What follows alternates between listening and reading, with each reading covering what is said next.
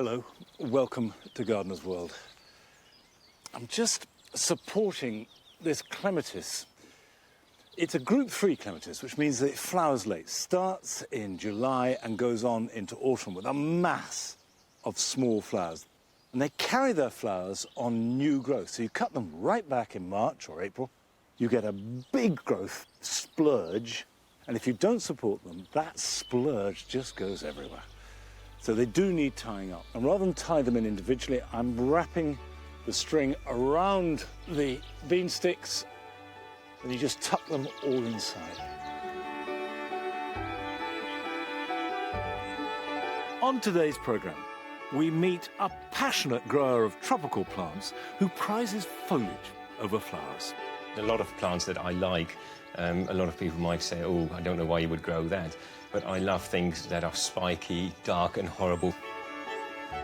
Francis visits an allotment in Anglesey to discover the challenges and benefits of growing by the coast.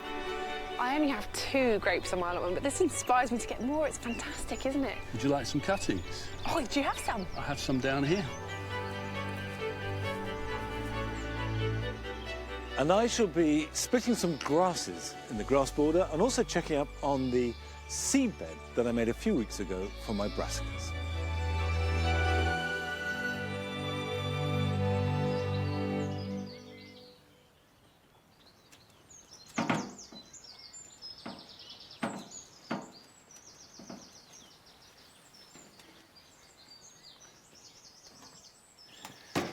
These long flanking orchard borders are slowly evolving. And although they look full now, you do need to start planting at this time of year for late summer. And I want to add 3 plants which will be fabulous for butterflies and bees, and also add structure. Now this may not look like much, but it's Eupatorium, Joe Pye weed, and it will grow to 2 meters tall, so you get a really substantial plant, topped by the pink flowers that in September and October are a magnet for butterflies.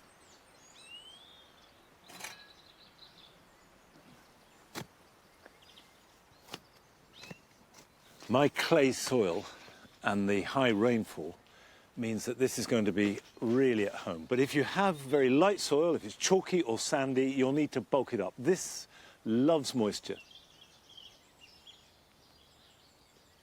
It is worth stressing that this will take up a space a metre wide, so you need to plan for that. The next plant shares the same rough colour of the flowers, but is very different. It's called Achillea Lilac Beauty, and instead of being the familiar yellow or white, this has dusky pink flowers. I'm planting these in a group of 3. Just to give a little bit of substance. You can see that already there is a little separate plant forming. So in a year or so, this will clump up and I'll be able to lift it and divide it and spread it down the border.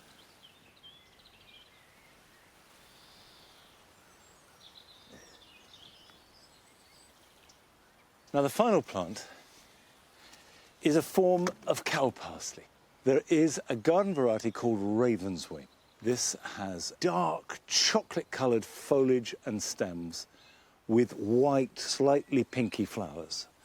And they do add real lustre and intensity to a border. They are a short-lived perennial, but you can grow from seed, so you can just keep topping up your supply. I'm not going to plant these in a clump. I'm going to space them throughout the border, just here and there.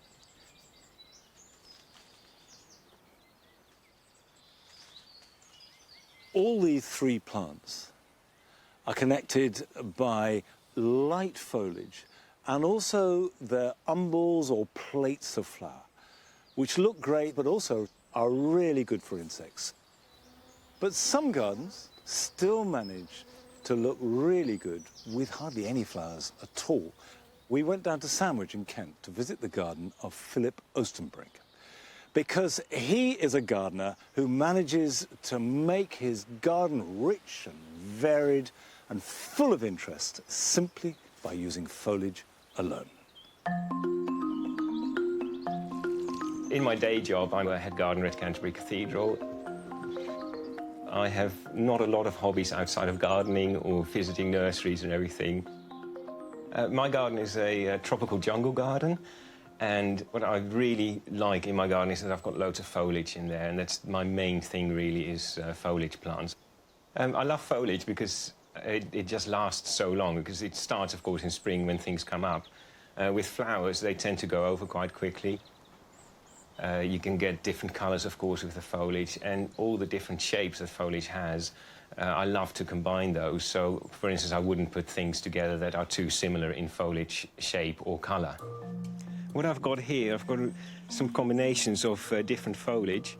I've got the catalpa here, for instance, with the nice spotted leaf. Also a podophyllum, just down here. One of my favourites as well is this quite unusual asplenium, which is called Crispum golden queen. It's got yellow foliage, unlike the normal asplenium, and also it's got this ruffled edge to the foliage. So within a single leaf, you've even got different textures. So what I've done here, for instance, I've got a nice group of all sorts of different foliage, and I've got a very nice canna here. Quite near it is a banana as well, but just to break it up, because the leaf is quite similar on those two, even though it's a different colour, it is quite similar. But just to break it up, I've put some other plants in between. So there's a tetrapanax in the middle, for instance, and also I've got this really nice coronilla, which is a winter-flowering shrub. But yeah, it sort of weaves through that canna just to break up the different foliage as well. I love unusual plants, and a lot of plants that I like. A lot of people might say, oh, I don't know why you would grow that, but I love things that are spiky, dark and horrible. With plants, for me, it's the spikier the better, really. I love solanum. I've got a dark spiky solanum. I've got one with more silvery foliage and white spikes as well. But my favourite is just down here, and that's Solanum pyrocanthum, which has got the bright orange spikes on this sort of greyish glaucous leaf in there as well. With the flower, you can see that it is part of the potato family. These solanum aren't hardy, but I just keep them in an unheated greenhouse over winter, and they survive that. I want it to be really dense, as if you're going through a tropical jungle. So even with the plants, I don't mind it if they go over the path. I've tried to pack as much in the back garden as I can. I really consider myself a plantaholic, and I think if I see an unusual plant that I haven't seen before, I really need to have it and find out more about it. I keep collecting plants, and I keep collecting more, so I had to get outside of my back garden and use all the space around my house, really, so including front and side areas as well. The maintenance of this garden is quite easy. It's about a day and a half in spring where I plant everything out, move things around. Sometimes, I have to admit, I do move some plants about 4 or 5 times over the coming weeks. But once you've planted everything, you're really set for the season. The garden itself is quite dense, it's quite packed, which means that weeds in the undergrowth don't really tend to come through. And then in autumn, it takes about a day and a half to take everything out, cut everything back and pot it up, and then move it into a greenhouse. The soil, when you're using tropical plants, you want something that is quite moisture retentive, adds a bit of feed maybe as well. What I've used is coir, which is coconut fibre, really. If you're planting up a new bed, you could just put the coir on top of your new border, and as you are planting things, you work it into the soil. And I've used it on clay before as well, and it really improved the structure so much that it was like a different soil. I tend to use seaweed as a feed. I also use a feed that is high in nitrogen, so you will get more foliage, more leaves as well, and getting the photosynthesis going.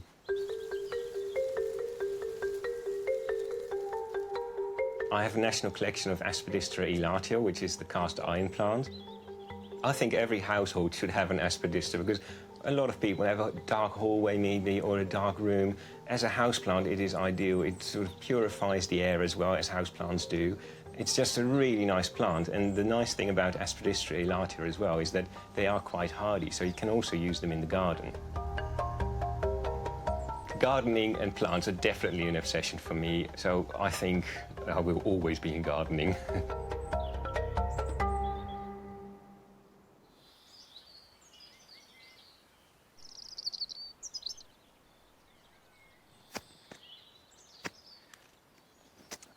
I know that there are some people who will never be convinced that a garden without flowers can be the real thing or properly fulfilled, but I love it. And these grass borders, although at the moment they're run through with the red campion and the purple alliums, purple sensation, actually they depend upon foliage. When the grasses get going, which they're just beginning to do now, these lovely lines of leaf, some of them like bamboos, hold themselves with stature and elegance, and by the end of summer and into autumn, they're amongst the most dramatic things in the whole garden. And certainly the biggest and most dramatic of the lot is this one that I'm digging up to divide. It's Miscanthus sacchariflorus. However, like all miscanthus, it does grow outwards. And what you're left with is an area in the middle of the plant which is pretty much empty. So the thing to do is divide it and move it. And I don't know if you remember, but when I cleared this bed in February, I said, whatever happens, leave the plants alone till you see signs of growth. Well, now there is growth. You can see the leaves are just starting to appear, so it makes it the perfect time to move. Right, I've got this in 3 lumps, and the reason why I chop them up is that the smaller pieces will grow with a lot more energy.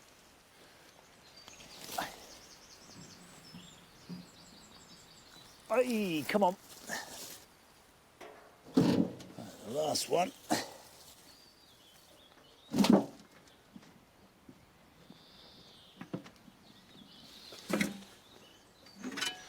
I've decided to try and fit all 3 segments in here. And bearing in mind they will grow at least that tall in the first year and up to 12 feet in the second or third year, they will add real structure to the border. Although they're so big, miscanthus are actually slightly temperamental if the weather is cold. If they sit in cold, wet ground, they can rot and die. You can see we mulch these beds with pine bark. And the reason for that is that we want low fertility. If we mulch them with garden compost or mushroom compost, the grasses will grow too soft and sappy. And actually you want them to be nice and strong. And pine bark, which is slightly acidic, is both low in fertility, it gives them the acidity that they like, and also it slowly breaks down into the soil, improving the structure. Okay.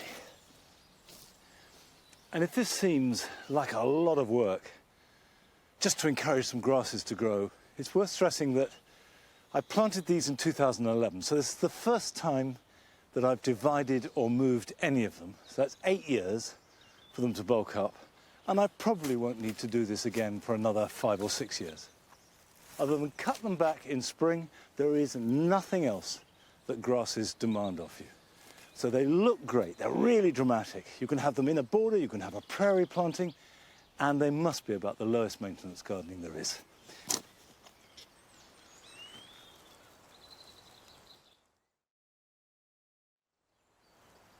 This is another miscanthus, Ferna Austin, which has marvellous plum-coloured flower heads at the end of the season. I'm going to plant a little clump of these, which in time will become a big clump, and then I can divide those. And so it goes on. You build up your stock of plants with a little bit of patience and division at the right time. Now, talking about patience, Francis has taken on a new allotment that is going to need an awful lot of work and a bit of time to get into shape. And rather than just blindly rush into it, she has been visiting other allotments to see what she can learn. And this week she's gone to Anglesey to visit an allotment right by the sea.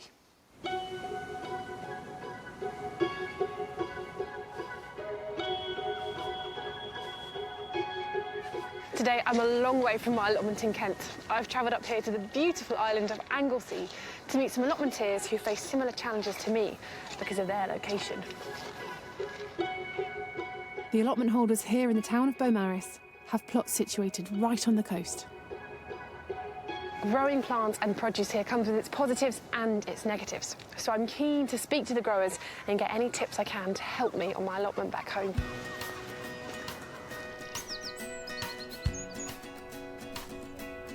The Beaumaris allotments have been going for more than 100 years. And the community spirit is as strong as ever. The members range from lifeboat volunteers and soil scientists to historians, children's groups, and winemakers. Yes, you heard me right. They make wine on these allotments. And that's in no small part thanks to the coastal location. Kevin Anker has been growing vines on his plot for 15 years. What makes this place so great to grow grapes? Well, I can't think of a better place to have for views and all the rest of it, but in terms of growing grapes, we have something of a microclimate. I think we get protection from the mountains to a degree, and our grapevines do quite well. And the wind is quite a factor here, so does that affect your grapes? We've had a lot of problems with the posts going, and I've had to replace, you can see the new ones through there and these through here. So all of those were caused by wind damage. When it's in full leaf, it's like a sail, and everything just gets pushed over. These then will take the brunt of it because it's this direction predominantly. So they're protecting the whites, and they tend to give me a better crop. OK, so this is almost like a sacrificial wind barrier. Almost. On the red grapes to protect the white grape. And what's the cultivar of the white grape? That's a Céval Blanc, and it's very easy to keep. It's disease resistant. Very vigorous growth and a good cropper. Well, I only have 2 grapes on my allotment, but this inspires me to get more. It's fantastic, isn't it? Would you like some cuttings? Oh, do you have some? I have some down here. I love the idea of growing vines on my allotment, and now I've got a couple more to grow. I can't wait to taste Kevin's wine. Take care. The microclimate of a coastal allotment or garden is definitely one of the big pluses. Not only can you get growing and planting earlier in the year, but you're also much less likely to get a big frost. But seaside gardening is not all plain sailing, and one of the biggest challenges for a site like this is the wind. Like most of the plot holders here, Chrissy Newsham is well used to battling the breeze on this exposed site. It's a beautiful spot here, Chrissy, but I imagine the wind whistles in a bit. Well, we get these wonderful southwesterlies that come streaming up the Menai Strait, cause mayhem on the allotments. So everything has to be staked. Everything is staked? Yes, oh, yes. Everything has to be staked. Things get wind-scorched as well. One year I lost all my autumn potatoes, completely wind-scorched. All of them? Yes, all of them. Such a shame. Yep. So I see you've got some tunnels. Is that the way that you combat the wind to get the best out of your crop? I did a bit of an experiment this winter. Plastic one, fleecy one, and there's a netting one. And the only one that survived was the netting one. Interesting. So I'm presuming that there's enough holes for the wind to actually travel through it, but yet it offers protection as well. OK, well, that's good to know. Windbreaks are most effective when they filter the wind and reduce its strength. Mixed hedges like these make a great natural defence. Just across the hill is Ian Thorpe's patch. And he has a brilliant way of fertilising his plants using something that's right on his seaside doorstep. Ian uses seaweed to add valuable nutrients to his soil. And Ian is someone who should know just how beneficial that is, because he also happens to be a soil scientist. Ian, that's a very healthy pile of seaweed you have there. Where did you get this all from? This is all from a pebble shore. When it's on a sand beach, the birds use it and turn it over and eat the sandhoppers. On the pebble beach, it tends to dry out much faster, isn't used by the birds, and so you're not taking a valuable resource away from them. And how are you using it on your plot? Well, I use it as a mulch to suppress weeds. I use it in trenches, like with runner beans, and I use it with the potatoes. So it helps plant growth, bud growth, and flavour It has lots of chemicals called alganates which help bond the soil together. They're the sort of gelatinous Yeah, parts, like aren't agar they? gel. And then it does partially feed the soil. It has high nitrogen, some potassium and very little phosphorus. Okay, okay. So it's very good at promoting vigorous plants that are disease resistant. And does the salt kind of affect the growth of the plants underneath? Well, it would do, but it tends to leach out in about 2 days normally in Wales. Really? That's so fast. Because it rains so much. Do you need permission to collect it? If it's washed up, that's fine, you know, at high tide. Right. As long as it's not low down the shore and still attached and alive, Okay. it's fine. And as long as you're not doing it commercially, it's fine. And do you ever worry about pollutants and things? Yeah, you can have an issue with plastics, Right. discarded fishing wire, but as it breaks down, I collect all these up and dispose of them. And so you're doing a job of clearing the beach of marine plastics. That's amazing. All helps. Well, it certainly makes me think I'm going to go out, and I've wanted to do this for years, so it's given me the inspiration I need to go and do this. I love this kind of information. It brings out my inner geek. It's natural and sustainable, and something I would love to try back home. One thing to remember, if you're lucky enough to live near a beach to collect some yourself, then do check with the landowner or local council before taking anything for your own garden. If you'd like further information about the do's and don'ts of collecting seaweed, then go to our website. Now my time at Beaumaris is nearly at an end, but there is one more thing I need to do before I go. I couldn't possibly leave without a small glass of Keevan's allotment wine. Well, thank you so much. Thank you, everybody. Well, it's been very inspiring coming here, and I've learned so much about coastal allotmenting, so thank you for having me. Now let's have a taste of this. Thank you. Oh. That's really dry. That's lovely. Thank you very much. Cheers, everybody.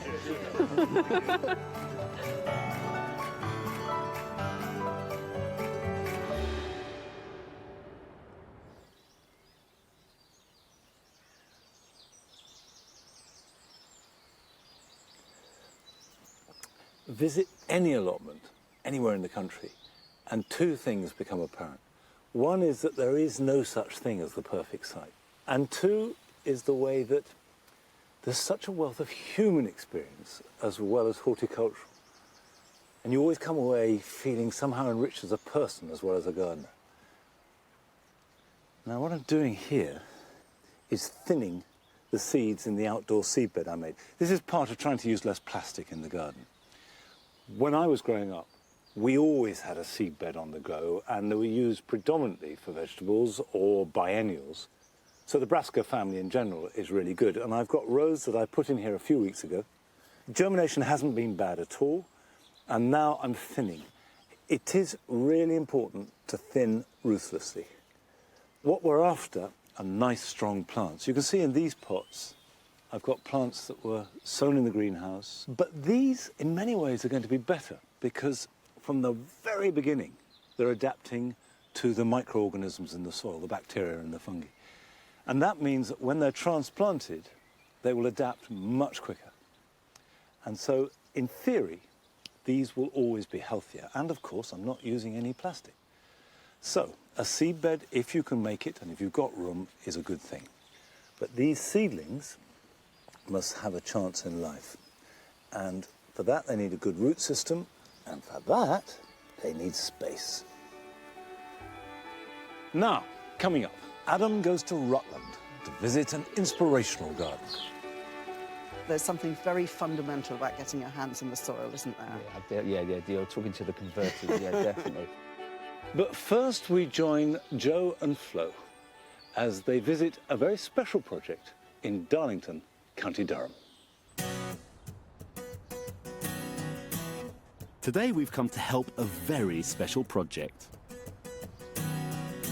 This area was once a patch of car park, but has now been transformed into a new garden space for a charity called Headway.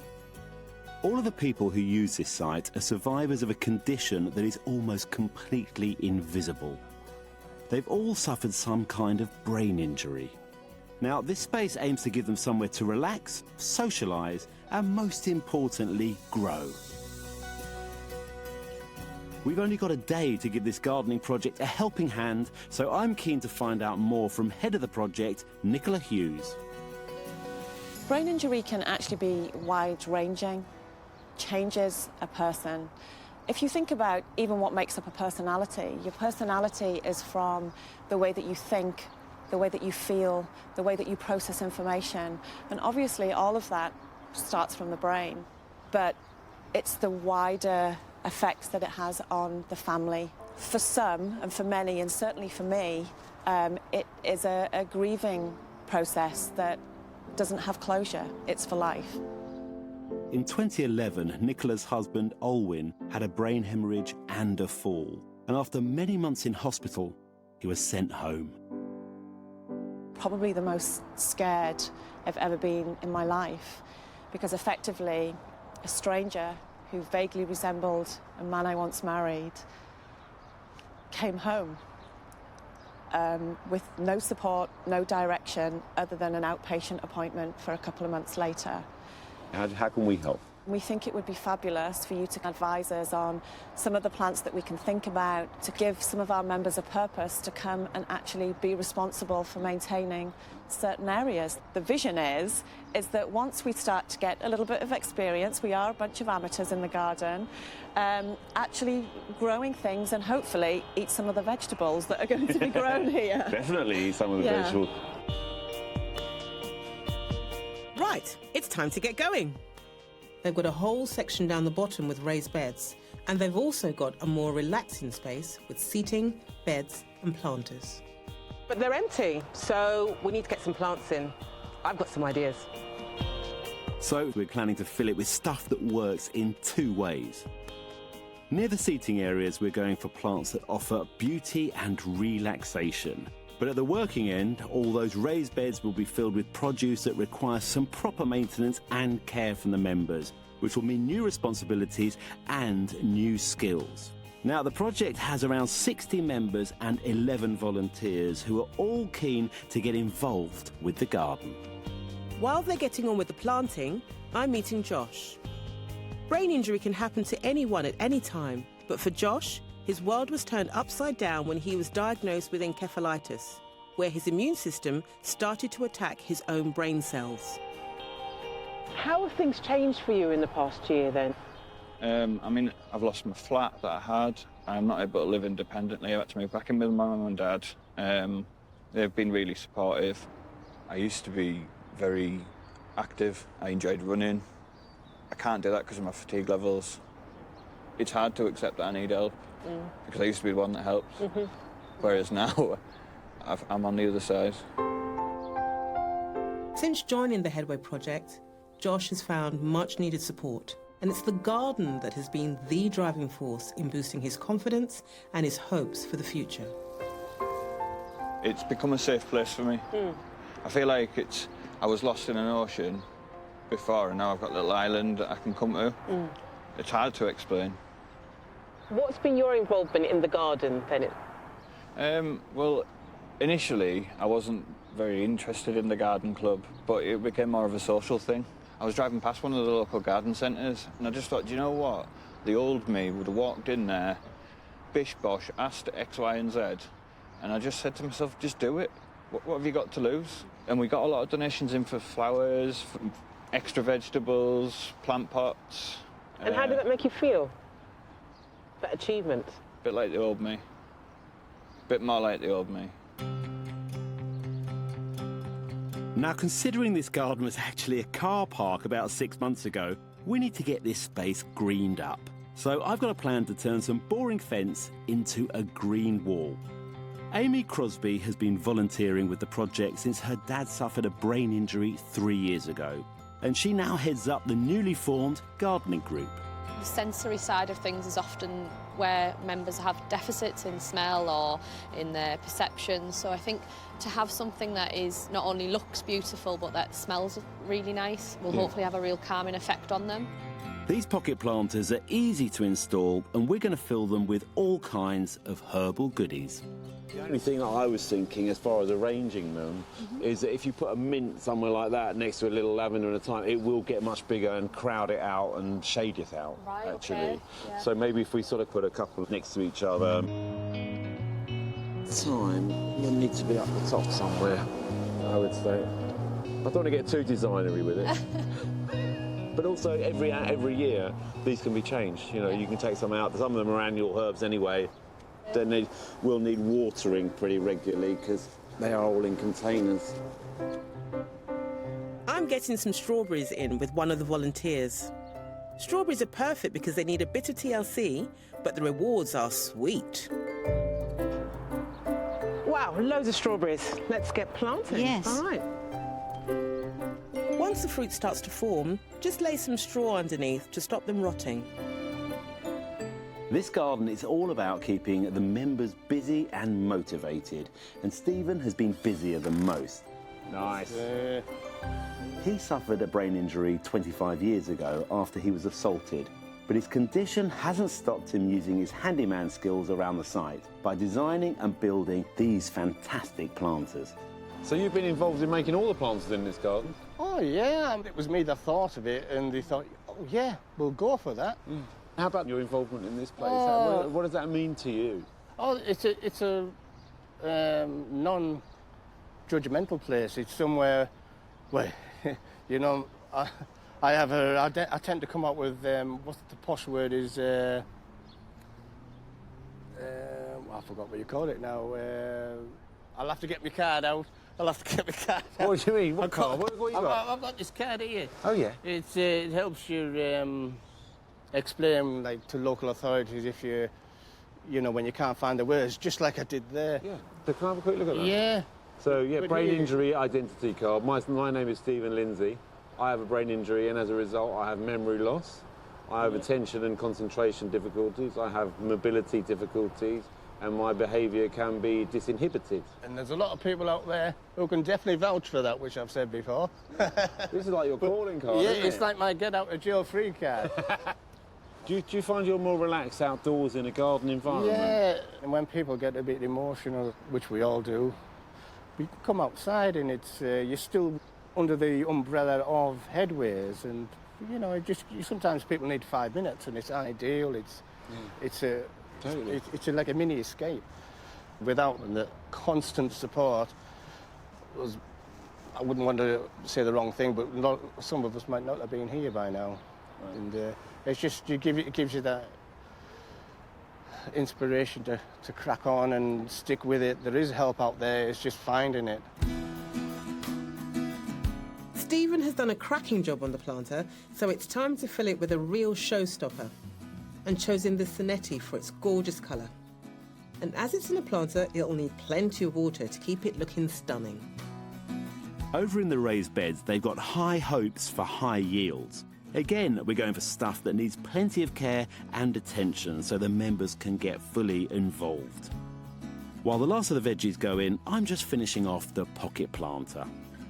We've got some chamomile, which is known for its calming properties and helping with headaches and anxiety. And we've also got some mint and lemon balm. It's like a pick and mix wall. Well, you can eat them or even make them into teas. Talking of tea, I think it's time to grab a cuppa, gather the troops, and see what they think of their new garden.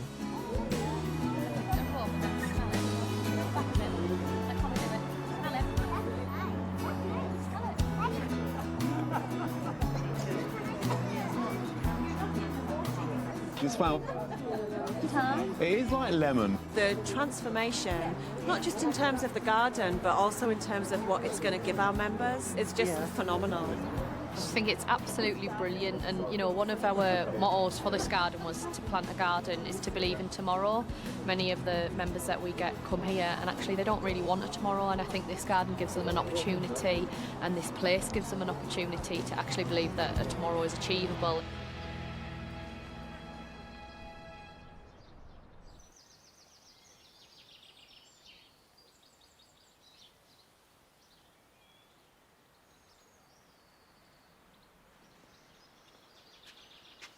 The promise of hope in gardening is really powerful medicine. A future that is real and alive and belongs to you. But that is balanced by, and in fact made more real, by the preciousness of passing moments. And of course at this time of year that's exemplified by blossom. Behind me is Viburnum plicatum Mauritii. And for a week or so it is as lovely as anything in the garden, with these layers, these tiers of flower that are just glorious.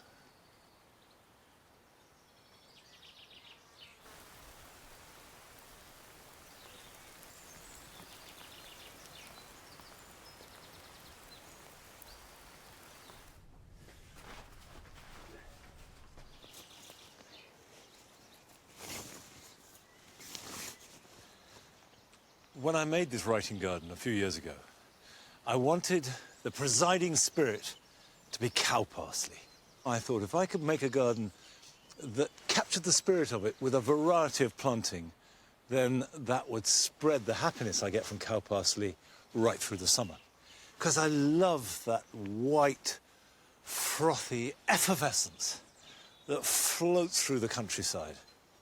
And what I've discovered is there are certain key plants that are absolutely essential if I want to achieve the effect that I desire. And one of them is Ami. This is Ami majus. It's got a white umbel of flower above a tall green stem with quite delicate foliage.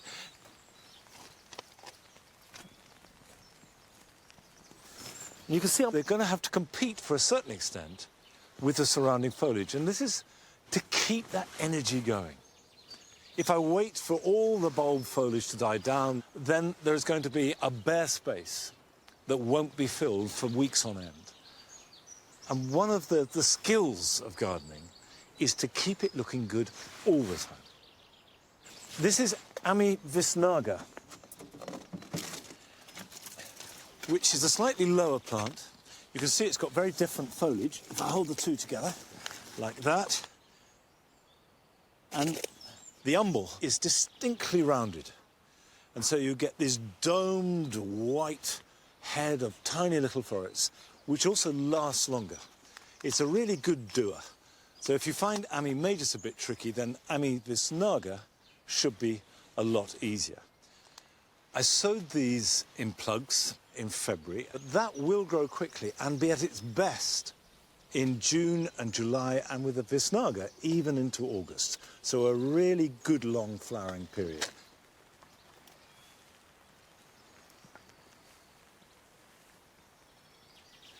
I have another annual, which is Olea grandiflora, also growing from seed, although this one I've potted on because it was outgrowing the plug, and you can see it's already started to grow out.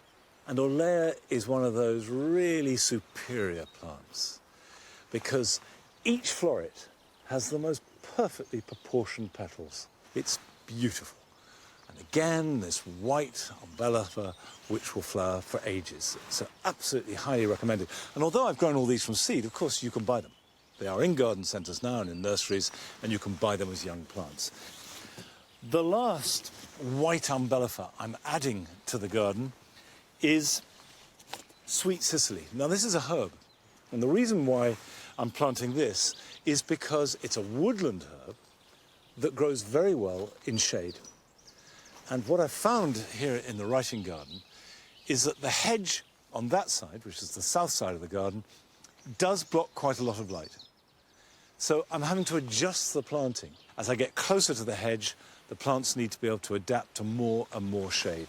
And this is a really good example. It's got lovely, great fern-like foliage, white umbella, which, because it's a perennial, you can cut back after flowering, and then you get repeat flowering.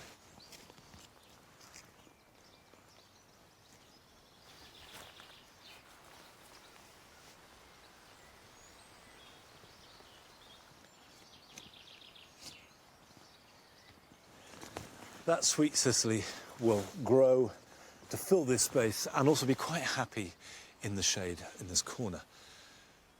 And if I can just marry the plants that have different inclinations in terms of sun and shade, but similar performance in terms of the way they look, then I can get that harmonious overall sensation and feeling that is based upon cow parsley. And every garden has to deal with it. We went down to the south coast to visit a very small garden that has two distinct areas, one in deep shade and the other in full sun.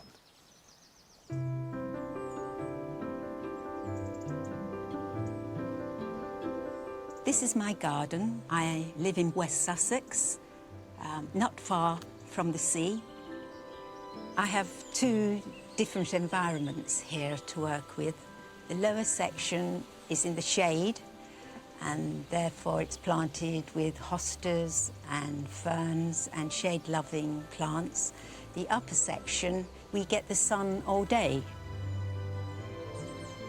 Because it's a small space, I've utilised more pots than I would normally do, but it's a way of bringing colour into the garden.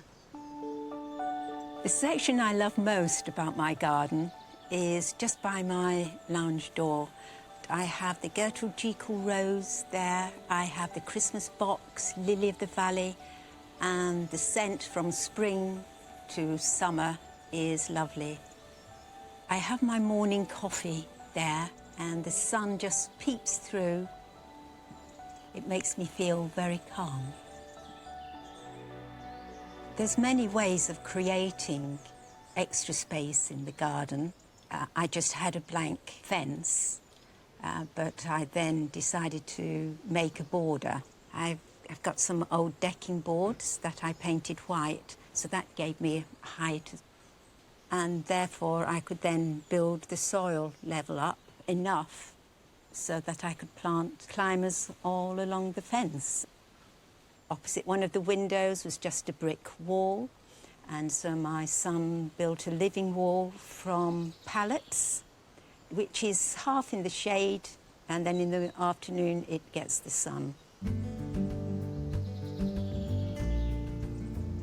I like upcycling. Making use of items that people have thrown out. I think they've added character to my space. When I first got here, there was a boat in the corner, all overgrown, and so I decided that would make a lovely seating area. I painted it turquoise, put some turquoise cushions in it, and it makes a lovely feature. Unusual. I get a lot of pleasure from nurturing my plants. If I go to a garden centre, it's the reduced section, and I've got two cannas, which I picked up for 50p last year, and now they're 6 foot tall. As things have progressed, it seems to have got more exotic, and my grandson now calls it the jungle. Having a small garden, what I've found is that putting up mirrors in strategic places disguises those boundaries. I have two mirrors either side of a water feature which reflect the statue. And by doing this, it makes the garden seem so much bigger, and it looks as if you've got more flowers than you actually have. This garden is special to me. I put a lot of love and work into it. I feel I've achieved so much over the past 6 years, considering it's such a small space. But I can sit here now and think, I've done it.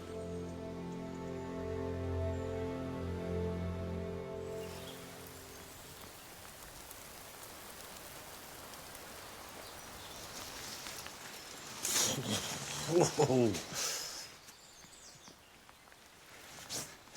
I think what that shows is that there is no such thing as the perfect garden. Doesn't matter how big or small, or what the soil is like, or what the shade or the sun is, you can make it your own little paradise, regardless of everything else. I've got a selection of plants here in the greenhouse which have been spending the winter under protection. And in fact, it's all changed now in here, and things are ready to move on. The carnivorous plants I actually split up over winter, and I put some in an unheated cold frame, and just to stop them getting blown about. And some stayed here in the greenhouse, and in fact they did just as well outside as inside. They don't need special protection. But what you do need to do, and if I move this so I can get in there, is cut them back. So all the spent leaves can be taken off, because at this time of year, that will really encourage them to grow. But the crucial thing is they must be damp all the time. And the best way to do that is just put them in a tray of some kind and top that up. And once they start growing at this time of year, we need to do that daily. And the other thing is, wherever possible, use rainwater. The succulents are all doing well. They will soon go outside. Of course, they are pretty hardy. They're in the greenhouse to keep them dry over winter, because they will rot if they get too wet. But now they're growing, they can take whatever rain is thrown at them. And finally, we have some plants that need to be warm and wet. The gingers, and I've got a couple in here, showed no signs of life at all until about 2 weeks ago. And then suddenly they've grown up, and these have grown inches every day. And as soon as the nights get warm, I will pop these outside. But they do need water. And the bananas are looking a little bit raggedy. This one's looking pretty sorry for itself, but don't worry if you get this state. You can just clean it up a bit, and the new leaves will be absolutely fine. I'll plant these out in a few days' time when it warms up a little bit, and I'm sure the new growth will be completely healthy. Now, I know they're going to go in the jewel garden, but I don't know where. I'll decide probably at the last minute. And an awful lot of this garden, I have to confess, is made up as I go along. But there are some gardens where you just know they've been very carefully designed from the outset. And Adam has been to a garden in Rutland that has combined strong design with beautiful seasonal planting.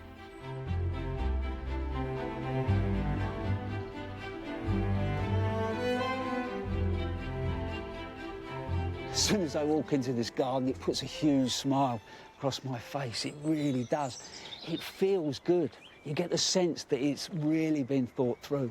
And I cannot wait to find out exactly how it was put together.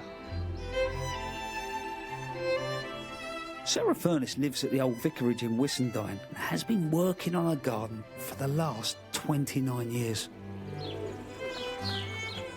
Sarah, I mean, I've come into the garden and it's obviously beautiful, but give me an idea about how you started it. Well, we moved in when it was absolutely covered in bindweed and ground elder, and there was a Dig for Victory vegetable patch, and it's been a labour of love ever since. We love the garden and we love being here. And the love of gardening, where did it come from? I don't know. I remember as a child spending my pocket money on wallflowers, and the smell of that reminds me of childhood. But I think I'm very interested in art and design, and I think that, you know, gardening is an extension of that. Yeah, so you're, in a sense, you've blended the two. And you can see that you've thought about the colour. Well, I love colour, and I really enjoy it. So in this area, I've used the colours of the bricks. In the main borders, I've used sort of pinks and whites and blues and greys. So, Sarah, I like to ask this to everybody about their garden, but have you a favourite space? Well, I love it all, but the fountain garden is probably my favourite. I love the animation of the fountain. I love the fact that the Gothic orangery is at the back of it, so you look at it, it's very close to the front door, and it's satisfying all through the year. So it really carries you through through the 12 months. Yes. And water in a garden makes such a difference, yeah, as do live things. I have doves, bees, and the koi carp. I'm also very pleased with the Paris area. Bunny Guinness was a friend, and I asked her and commissioned her to design that, and that was fantastic and a great example of how a designer can actually end up saving you money and doing something wonderful. From the terrace, you can see the garden opens up, and I think I would have put a wall across or something. I am a bit of a plantaholic, I have to admit. I find gardening immensely relaxing, and you know, there's something very fundamental about getting your hands in the soil, isn't there? Yeah, you're talking to the converted, yeah, definitely.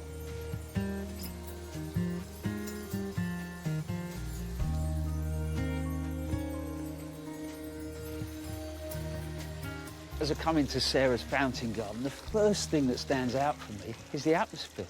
It feels quite calm. It's really mellow. Look at the design. The design's really simple in its layout. It's formal, but that works well with the house. I'm looking at the windows and they're really quite strong. That gets repeated back through the space. Strong central feature, which is the water, but because she's used a round pond, it makes the movement around the space a lot easier, which is lovely. And I do like the way that the quince trees work. Not only do they look lovely this time of year with the flower, you imagine the fruit's going to follow, but it's quite brave. They bring the wider landscape into this space. The church could feel overpowering. The hornbeam is huge, but they bring the layers down. Even next door's apple. I also like this detail, which is this layered box hedging. The planting's been treated in quite a seasonal way. At the moment, those tulips pick up on the detail of the brick. But you could evolve that as the season goes on and go hotter with colours or cooler with colours. But everywhere you move, there's points of interest.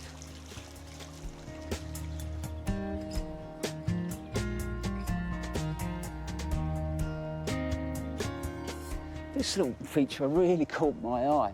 This is where Sarah was talking about putting in a retaining wall. But planting this buxus on the 45 degrees has made it a lot more interesting to look at just simply from the terrace. If you imagine normally we try and look down on a box garden to get the best out of it, and this really works. Even the sort of diamonds at the end there, they feel like they're taking off into the sky. And the buxus balls that sort of move through the space give a sort of completely different dimension. And even finally, the steps, they're wider than maybe they need to be, but it makes that connection between the top and the lower area far more comfortable. And the softness, just with a little bit of planting that sort of connects the features. And you could, like I am now, just come and perch for a few minutes.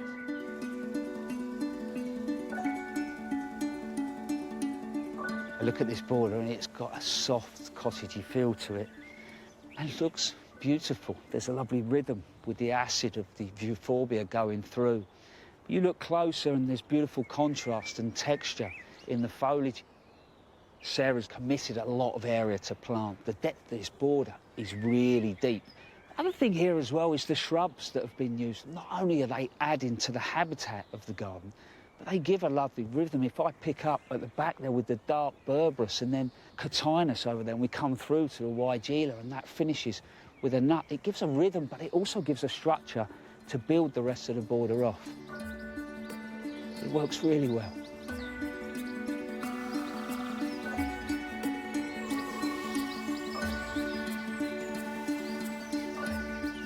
You might think I'm a bit sad, but I love this wall. I do like a bit of hard landscaping.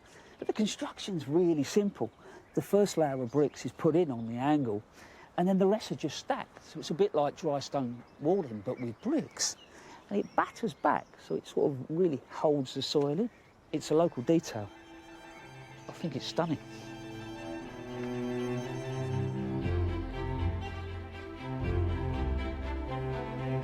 This really is a cracking space. First of all, there's a sense of place.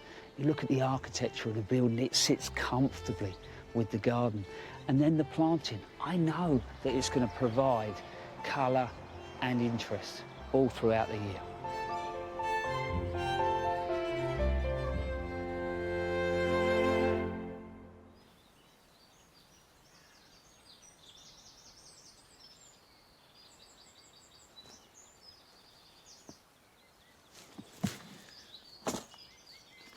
I can certainly identify with seeing a garden go from an open, rather abandoned field to what looks like the complete thing, because, of course, that's what's happened here at Longmeadow over the last 27 years. But I also know that even after a quarter of a century, it's a process.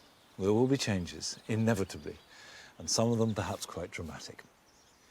Now, this lovely copper pot, I'm going to put in here Cosmos Purity, white flowers that will flower from the end of June right through to autumn if I keep deadheading them. Now, I sowed these in February, but you can buy plants very simply, a tray of plants, and be whatever you like, but keep it simple. Just let the plants do the talking. And I'm going to plant them quite thickly because it will give me that big hit of colour. And the compost mix, by the way, I've added a lot of perlite. There's two reasons for that. One, because it's a nice open mix and will retain some moisture, but also because it's light. If I use grit, it will be a lot heavier. And if you've got a pot that's going to be heavy anyway, it makes it a lot easier to handle if you use perlite. Right, while I'm finishing this, here's some jobs for you to be getting on with this weekend.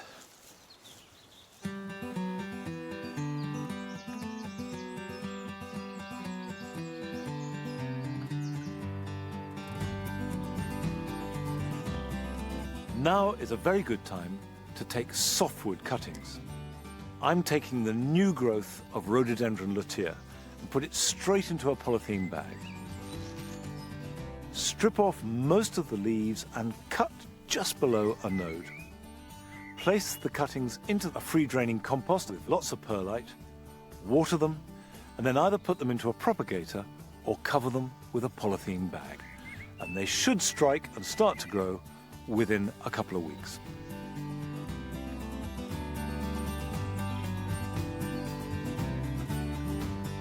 Evergreen plants in a container will be growing strongly but have limited access to nutrition and moisture. So they will need a weekly feed.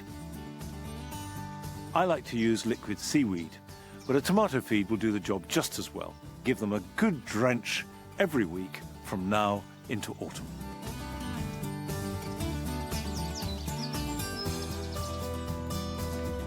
A great way of growing a lot of herbs cheaply is from seed, whether they're annuals like coriander or a shrubby bush like rosemary. Sprinkle the seed on compost, cover them lightly with vermiculite, and then place the seed tray in a bath of water to absorb the moisture. After about 20 minutes, put them somewhere warm to germinate.